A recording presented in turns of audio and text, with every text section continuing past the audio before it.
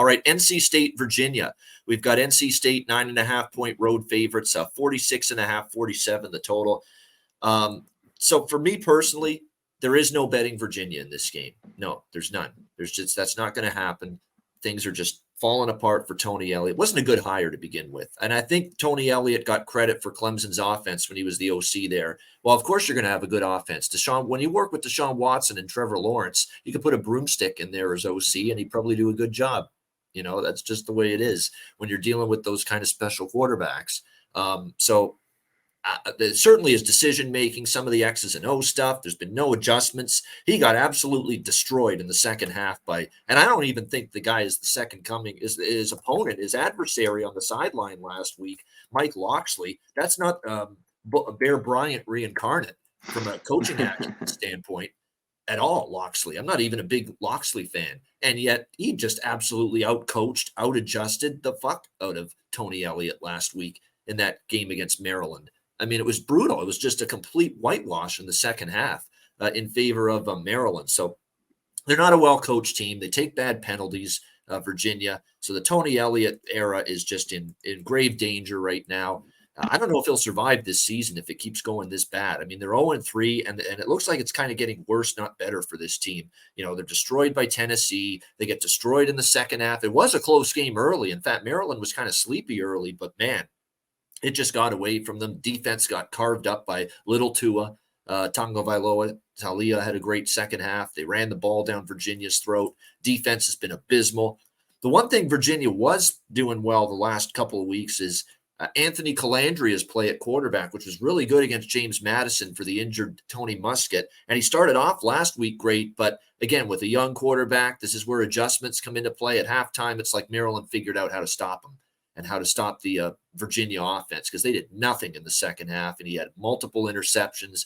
Definitely a learning experience for the kid. That being said, I still see more from him to like than Tony Muskett. And what was frustrating, too, about that game was all week long, Elliott's talking about, well, Tony Muskett's good to go. He'll play on Friday night against Maryland. And sure enough, last minute, it's Calandria in there at quarterback, and nobody expected it. So, take what the coaches say as far as injuries are concerned with a grain of salt. Clearly, that's what I learned from that last week.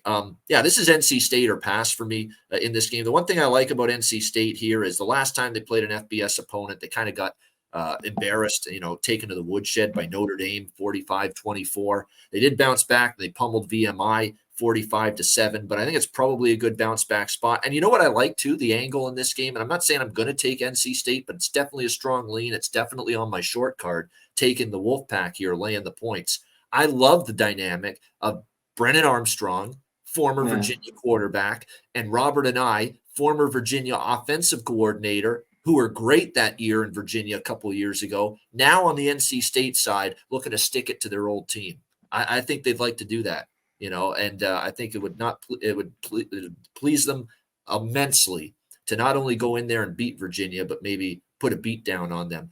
The one concern is the NC State defense lost a lot from last year, and, they struggled with Notre Dame. But again, I don't know if Virginia is going to be able to take advantage of some of those personnel losses that NC State suffered, as there is some transition on that side of the ball. So I'm definitely thinking about taking NC State, and certainly it's the only side I would consider backing in this game. Virginia is just not backable. There's very, very little to like now with this team at the moment. And again, the one thing about NC State, though, I will say this, they are 0-3 so far against the number. So NC State has failed to cover a point spread so far. I personally think this is the week they finally cover a point spread for the first time this season. What do you think here, Conor? Maybe it is. Maybe it's just low enough too here at 9, right around there, 9.5. Yeah, I think Brennan Armstrong wants to take it to Virginia in this one. I got to say, though, over the years, NC State, just on the road, I haven't loved this team. And I don't know, like you just mentioned, the defense is the same, but Virginia's just been that bad. Can they do something here at home? That game, though, Babano, was tied at halftime versus Maryland, and 3 consecutive pass plays from Calandria picks. Threw a pick, threw a pick, threw a pick. So it was just horrible. But he did, other than that, I think he had 265 or around there. So there's some growing pains. Yeah, I think they got to stick with him basically now, but who knows? Maybe they'll go back to Musket. I have no idea. I don't really love this game. I think NC State's the better team, but I don't know if I want to lay 9. Yeah, he's questionable, Tony Musket. I would stick with Calandria one more game. I know he made a I would. boatload of mistakes and interceptions in the second half and kind of got away from him, but I still think he's got better arm talent, quite honestly, than Tony Musket. But again, that's up to the coach, and he's questionable right now for this game. All right, and I actually lean over again with this game because I just think it's low enough with Virginia's defense being just so bad right now. Like Virginia, they give up 45 to or they give up last week 42 to Maryland. They give up 36 in the loss to James Madison, 49 to Tennessee. Like that. If they give up 36 plus in this game, that's almost the full total right there in that. So for me, it would be another pretty solid lean to the over in this game, NC State, Virginia.